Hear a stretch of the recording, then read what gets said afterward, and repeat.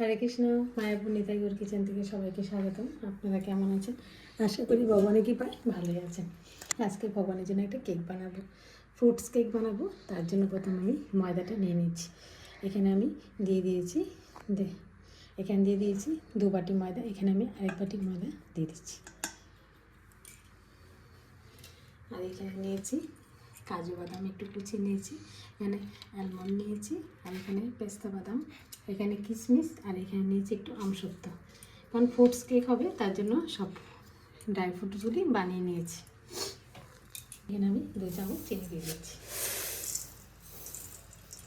মিষ্টিটা পছন্দ মতো দিতে পারেন, যেহেতু ড্রাই ফ্রুটসগুলি যাবে এই জন্য আমি মিষ্টিটা বেশি দেবো না, একটু লাইট মিষ্টি হলে খুব ভালো লাগে। এখানে আমি চিনিটাকে একটু হালকা ক্যারামেল করে নিয়েছি, আর এখানে যে ড্রাই ফ্রুটসগুলি আছে সেটা এখানে সব দিয়ে দিচ্ছি। পেস্তা বাদাম আর এখানে আমসত্ত্বটা, কিশমিশ সব একসাথে দিয়ে একটু ভালোভাবে একটু মিশিয়ে নিচ্ছি।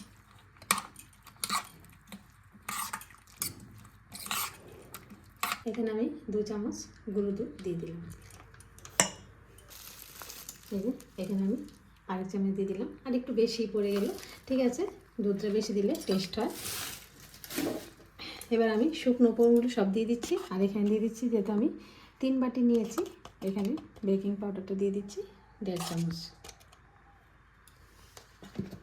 আর এখানে বেকিং সোডা দিয়ে দিচ্ছি 1/2 চামচ, একটু বেশি।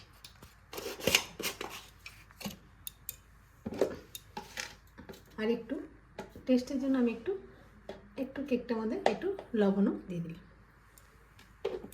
শুকনো উপকরণগুলো সব ভালোভাবে একটু মিশিয়ে নিচ্ছি।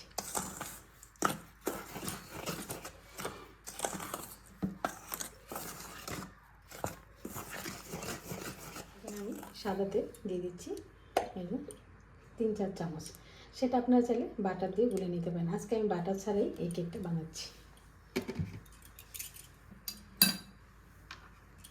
ভালোভাবে তেলটা ভালোভাবে মিশিয়ে নিচ্ছি। এখন আমি এর মধ্যে জল দিয়ে দিচ্ছি। আপনারা চাইলে লিকুইড দুধ দিয়ে গুলে নিতে পারেন, যেহেতু আমি গুঁড়ো দুধ দিয়ে দিলাম এই জন্য আমি জল দিয়ে গুলাটাকে গুলে নিচ্ছি।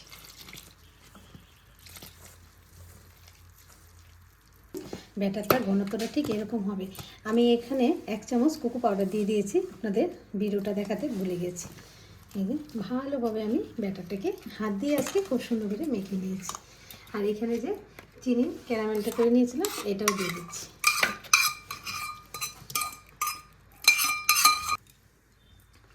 এখানে একটু ভ্যানিলা এসেন্স দিয়ে দিচ্ছি কয়েক ফোঁটা, একটু সুন্দর একটা ফ্লেভারের জন্য। এবার হাত দিয়ে সবগুলো মিশিয়ে নিচ্ছি। এর ঘনত্বটা ঠিক এরকম। সব কিছু দেওয়া হয়ে গেছে। এখন আমি এটা যেহেতু ফয়েলের মধ্যে দেবো তার জন্য প্রথমে আমি একটু সাদা তেল ব্রাশ করে নিচ্ছি ফয়েল।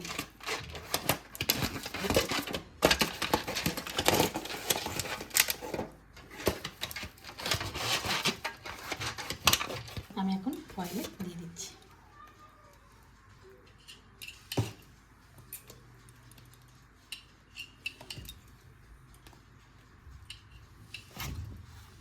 একটা ফয়েল আমি 3 চামচ করে দিচ্ছি, যাতে করে আমার মাপটা ঠিক থাকলে ঠিক হবে।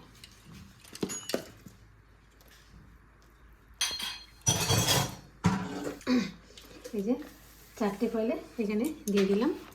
আর এখানে আমি একটু কাজু, কিশমিশ, আলমন্ড সব রেখে দিয়েছি, এখন একটু উপরে ছড়িয়ে দিচ্ছি। এটা একটু বড় করে দিয়েছি, এতটাও চাইনি, যাতে একটু বড় বড় থাকলে দেখতে সুন্দর লাগবে।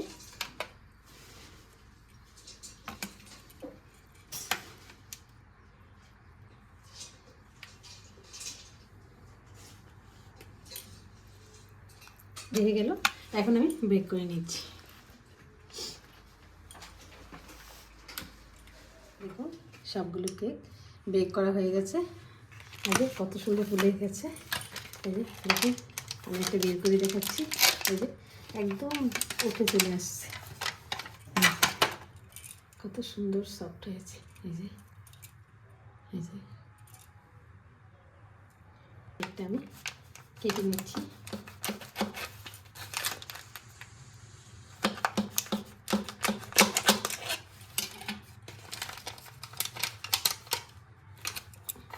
দেখুন কত সুন্দর নরম হয়েছে কেকটা, একদম সফট হয়েছে, খুব সুন্দর।